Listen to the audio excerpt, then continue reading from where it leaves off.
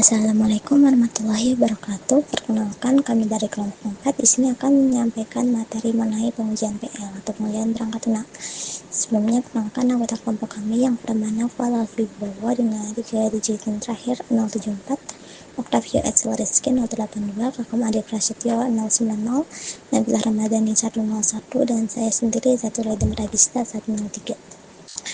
Kemudian yang pertama di sini ada pengujian PL. Pengujian PL merupakan elemen kritis dari jaminan kualitas PL dan merupakan review puncak terhadap spesifikasi, desain, dan pembuatan program.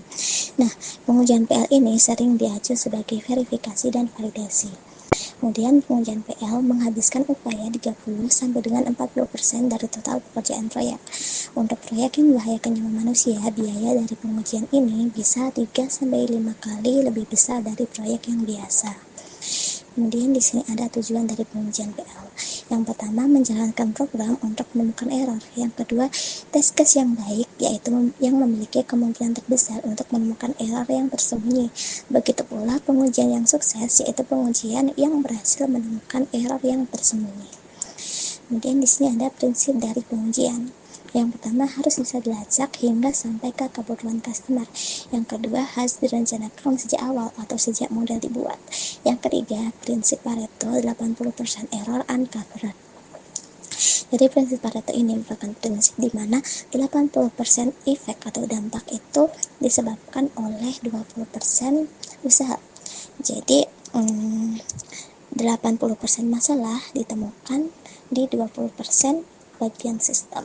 Kemudian dari lingkup kecil menuju ke lingkup yang besar. Kemudian yang kelima, tidak bisa semua kemungkinan diuji. Jadi harus diprioritaskan mana yang urgent atau mana yang penting, bagian mana yang terdapat banyak kesalahan, harus didahulukan. Kemudian yang keenam, dilakukan oleh pihak ketiga yang independen, bukan programmernya. Jadi bukan orang yang terlibat langsung dalam pembuatan sistem atau pembuatan program atau pembuatan aplikasi. Kemudian di sini ada testability atau kemudahan untuk diuji. Karakteristiknya yang pertama operability, yaitu mudah digunakan.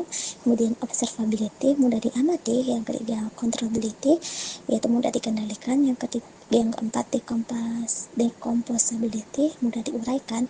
Yang kelima simplicity, lingkup kecil, semakin mudah diuji. Yang keenam stability, jarang berubah. Dan yang ketujuh understandability, yaitu mudah dipahami.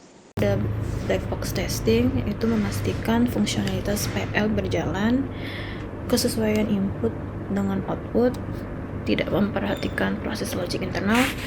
Kalau pada white box testing, pengamatan detail prosedur, mengamati sampai level percabangan, kondisi, dan perulangan. White box testing di sini menggunakan metode basis path testing memakai notasi flow. Kompleksitas psikometrik. Kompleksitas psikometrik adalah pengukuran software yang memberikan pengukuran kuantitatif dan kompleksitas logika program. Di sini menunjukkan jumlah skenario pengujian yang harus dilakukan untuk menjamin cakupan seluruh program. Ini contoh white box testing.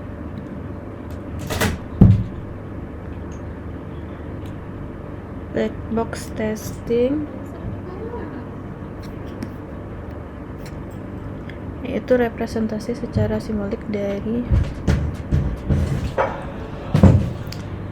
dipresentasikan sebagai lingkaran yang dihubungkan dengan garis penghubung suatu hubungan langsung, mengindikasikan suatu hubungan yang bergerak hanya dalam suatu arah. Hubungan dua arah juga disebut sebagai hubungan simetris, menggambarkan hubungan yang dapat bergerak dalam dua arah. Hubungan paralel digunakan bila sejumlah hubungan ditetapkan antara dua nodes. Black box testing, equivalence partitioning. Equivalence partitioning adalah teknik pengujian perangkat lunak yang membagi input data menjadi beberapa provinsi atau kelas yang dianggap setara. Tujuannya adalah untuk mengurangi jumlah kasus uji yang perlu dibuat, tanpa mengorbankan cakupan pengujian. Kemudian prinsip-prinsip equivalence partitioning. Yang pertama yaitu rentang. Jika kondisi input menentukan rentang nilai, maka dibuat satu kelas valid dan dua kelas tidak valid. Sebagai contoh, dalam suatu sistem pendaftaran online, di mana sistem tersebut meminta pengguna untuk memasukkan usia mereka dengan rentang yang valid antara 18 hingga 60 tahun. Untuk input yang valid yaitu misalkan diisi 35 tahun. Kemudian untuk input yang tidak valid yang pertama yaitu diinputkan angka 15 yaitu di bawah rentang.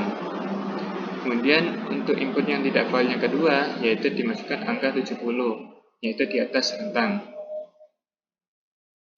Kemudian yang kedua yaitu nilai spesifik. Jika input harus berupa nilai tertentu, maka dibuat satu kelas valid dan dua kelas tidak valid. Sebagai contoh, sebuah sistem login memerlukan kode akses yang tepat, yaitu 1, 2, 3, 4, 5.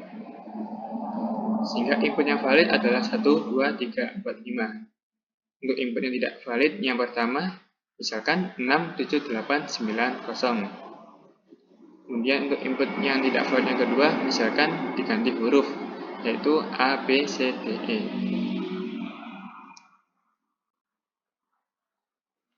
Kemudian yang ketiga yaitu himpunan. Jika input adalah anggota dari himpunan, maka dibuat satu kelas valid dan satu kelas tidak valid. Misalkan, suatu sistem pemilihan bahasa memungkinkan pengguna memilih dari himpunan bahasa yang tersedia, yaitu Inggris, Bahasa Indonesia, dan Bahasa Jepang. Misalkan untuk kelas validnya, yaitu memilih Jepang. Kemudian untuk kelas yang tidak valid, memilih selain Jepang, misalkan Indonesia. Kemudian yang keempat yaitu boolean. Jika input berupa boolean, maksudnya benar atau salah, maka dibuat satu kelas valid dan satu kelas tidak valid. Sebagai contoh, dalam suatu sistem memiliki opsi yaitu langganan newsletter dengan nilai boolean ya atau tidak. Untuk yang valid yaitu ya, maka langganan newsletter akan diaktifkan. Kemudian untuk yang tidak valid yaitu tidak, maka akan dinonaktifkan.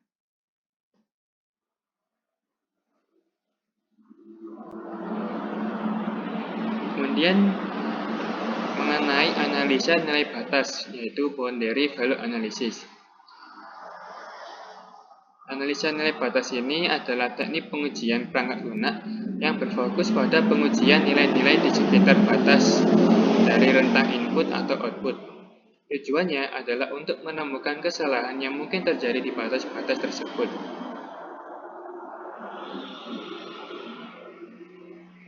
Prinsip-prinsip analisa nilai batas yang pertama yaitu menguji input di sekitar batas atas dan bawah rentang. Misalnya, jika rentang nilai yang valid adalah antara angka 1 hingga 100, maka kita akan menguji nilai-nilai seperti 0, 1, 2, 99, 100, dan 101.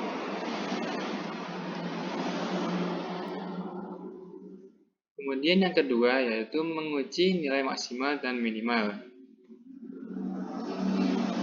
di mana ini adalah kasus khusus dari poin pertama yang secara eksplisit menguji nilai minimum dan maksimum dari rentang yang valid. Kemudian yang ketiga yaitu menerapkan 1 dan 2 untuk output. Jadi selain menguji input, kita juga perlu menguji output di sekitar batas-batasnya. Misalnya, jika output yang diharapkan berada dalam rentang tertentu, maka akan diuji nilainya di sekitar batas output tersebut. Kemudian yang keempat yaitu menguji batas struktur data yang dipakai. Ini mencakup pengujian batas-batas struktur data seperti ukuran array, panjang string, dan lain-lain. Misalnya, jika sebuah array memiliki ukuran maksimum 10, maka akan diuji array dengan ukuran 9, 10, dan 11.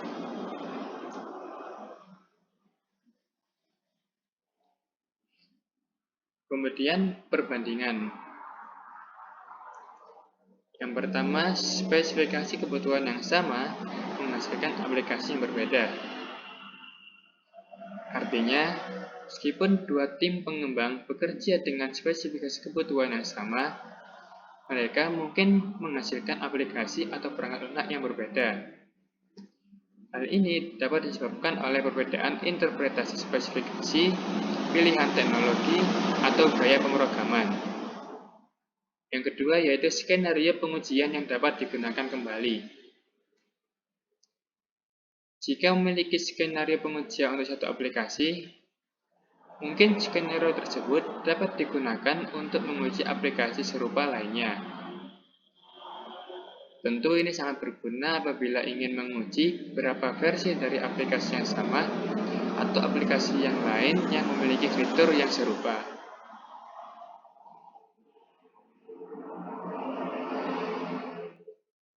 Kemudian terkait dengan skenario pengujian khusus. Yang pertama yaitu pengujian GUI, yaitu Graphical User Interface. Pengujian ini berfokus pada antarmuka pengguna grafis dari aplikasi. Tujuannya adalah untuk memastikan bahwa antarmuka mudah digunakan, intuitif, dan sesuai dengan spesifikasi desain. Ini mencakup pengujian tata letak, navigasi, iterasi pengguna, dan respon visual. Yang kedua yaitu pengujian arsitektur klien atau server. Pengujian ini berfokus pada interaksi antara komponen klien dan server dalam aplikasi klien atau server. Tujuannya adalah untuk memastikan bahwa komunikasi antara klien dan server berjalan dengan lancar, data ditransfer dengan benar, dan kinerja sistem optimal. Ini mencakup pengujian koneksi jaringan, transfer data, keamanan, dan kinerja server.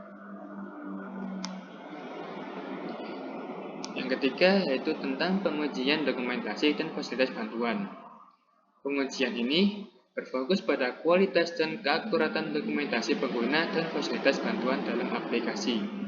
Tujuannya adalah untuk memastikan bahwa pengguna dapat dengan mudah memahami dan menggunakan aplikasi dengan bantuan dokumentasi dan fasilitas bantuan yang tersedia. Ini mencakup pengujian kejelasan, kelengkapan, dan keakuratan dokumentasi, serta fungsionalitas fasilitas bantuan.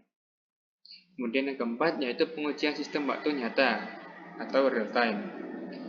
Pengujian ini berfokus pada kinerja dan ketepatan waktu dari sistem yang harus merespon dalam batasan waktu tertentu.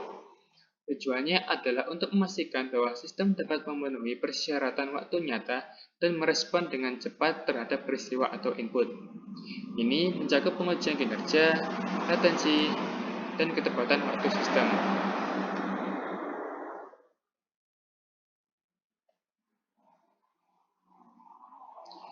Kemudian terkait dengan strategi pengujian PORL atau perangkat lunak. Yang pertama, langkah-langkah pengujian.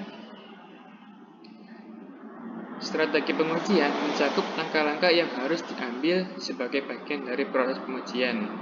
Ini termasuk perencanaan, desain, kasus uji, pelaksanaan pengujian, pengumpulan data, dan evaluasi hasil. Yang kedua, pertimbangan waktu dan sumber daya. Ini melibatkan penjadwalan, alokasi sumber daya manusia dan peralatan, serta perkiraan biaya. Kemudian proses pengujian, yaitu yang pertama perencanaan, menentukan tujuan pengujian, ruang lingkup, dan pendekatan. Yang kedua desain kasus uji, membuat kasus uji yang mencakup berbagai skenario dan kondisi. Yang ketiga pelaksanaan, yaitu menjalankan kasus uji dan mencatat hasil. Yang keempat koleksi data, yaitu mengumpulkan data hasil pengujian termasuk bug, error, dan metrik kinerja. Kemudian evaluasi, yaitu menganalisis data hasil pengujian dan membuat laporan.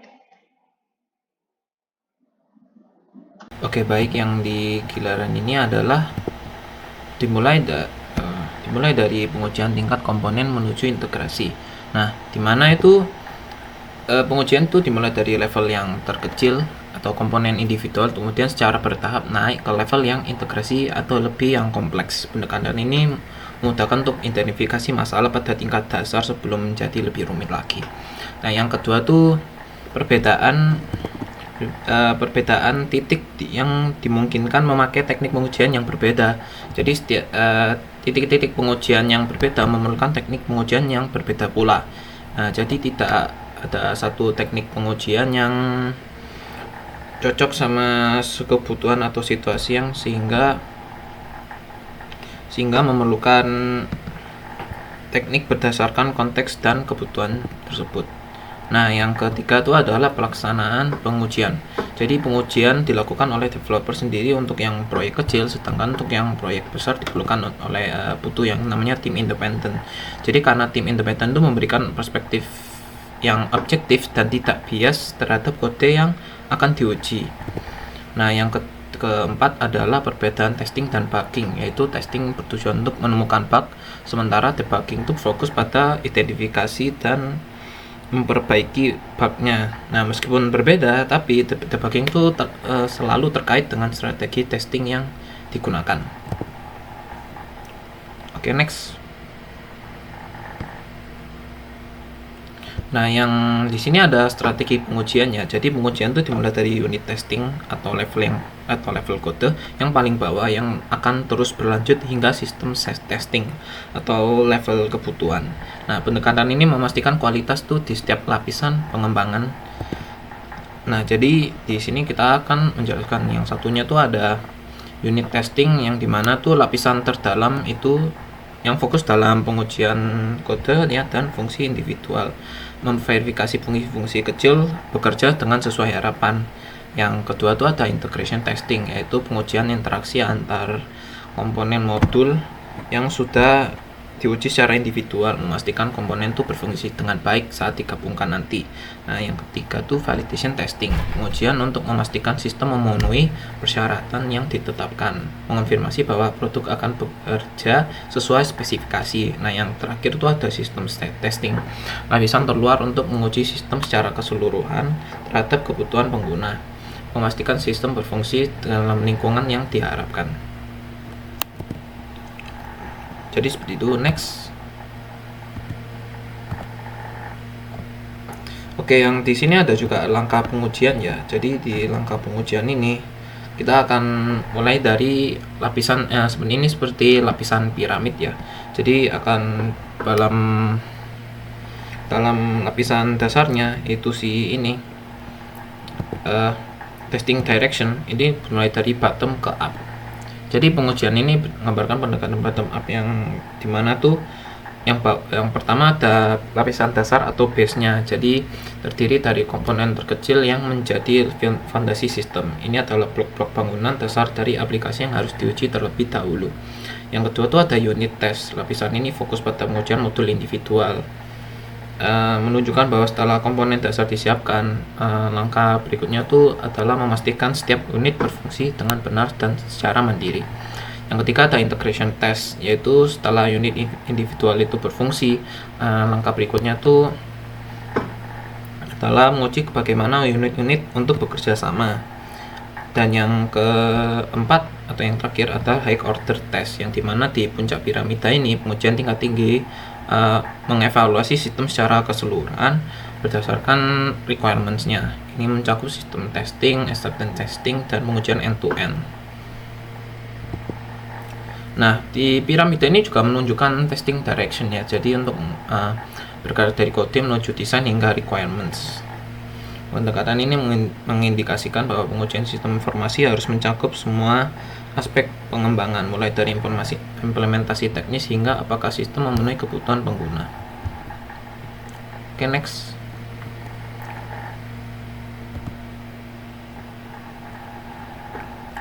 Oke, yang ini ada unit testing ya. Jadi di slide ini terdapat diagram unit testing yang bisa dilihat, yang ada aspek yang diuji.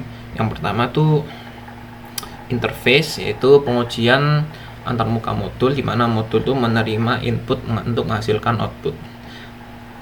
Yang kedua itu local data structure, yang dimana verifikasi struktur data lokal yang digunakan dalam modul berfungsi dengan benar. Yang ketiga tuh boundary conditions, yang dimana pengujian kondisi batas seperti nilai minimum atau maksimum, kasus khusus atau kondisi edge case lainnya. Yang keempat adalah independent paths, yang pengujian jalur eksekusi independen dalam modul, memastikan semua jalur logis dalam kode itu berjalan dengan semestinya. Yang kelima tuh error handling paths, yang dimana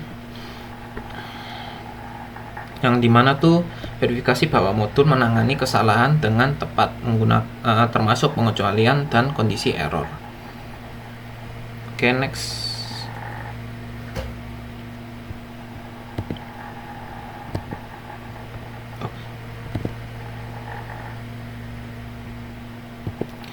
Ya, yang di sini ada integration testing ya, dimana tuh dalam konsepnya di sini tuh adalah top to down integration. Nah, dimana itu pendekatan pengujian ini dimulai dari modul tingkat tertinggi secara bertahap untuk mengintegrasikan modul pada level ke yang lebih rendah. Nah, analisisnya tuh seperti M1 adalah modul utama atau main modul yang berada di puncak hierarki, memungkinkan berupa modul kontrol utama atau interface pengguna utama. M2, M3, dan M4 itu adalah modul-modul level kedua yang berlangsung berada di bawah M1 dan M4. Modul M4 digambarkan dengan garis putus-putus, menunjukkan bahwa modul ini mungkin belum diimplementasikan atau mengeluarkan stop saat pengujian. M5, M6, dan M7 itu adalah modul level ketiga, dan yang M8 adalah di level terbawah dalam hierarki. Oke, untuk selanjutnya akan dijelaskan pada teman saya.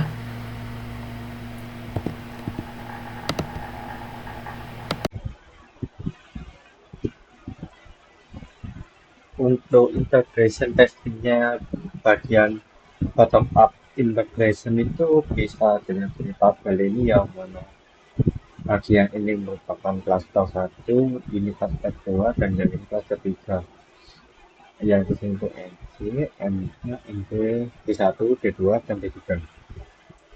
Selanjutnya integration testing itu dibagi menjadi dua, yang mana yang pertama itu regression testing, yang dilakukan pengujian setiap kali ada modul baru yang diintegrasikan, modul akan berubah. Yang kedua itu smoke testing, yang menerima testing value untuk proyek jenis kritis waktu. Untuk validation testing itu ya bisa disebut sukses jika fungsi P atau L dapat diterima oleh customer dalam kurung berdasarkan dokumen SKPL. Dan tahap pertama itu adalah alpha test, yang dimana dilakukan di tempat developer oleh customer pada lingkungan yang terkendali. Selanjutnya dilakukan beta test, yang mana dilakukan di tempat customer tanpa melibatkan developer pada lingkungan yang tak terkendali.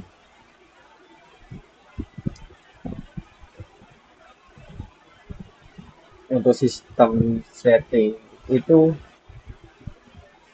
menguji sistem berbasis komputer secara menyeluruh, termasuk juga hubungan dengan sistem lain. Yang pertama itu recovery testing, yang dimana sistem failure maka akan dilakukan recovery testing, dan jika terjadi serangan maka akan dilakukan security testing. Lalu yang ketiga, untuk mengetes terhadap jumlah, frekuensi, dan volume pekerjaan yang bisa dicampur itu maka akan dilakukan stress testing. Untuk yang terakhir dilakukan performance testing untuk mengukur pemakaian sumber daya dari suatu sistem.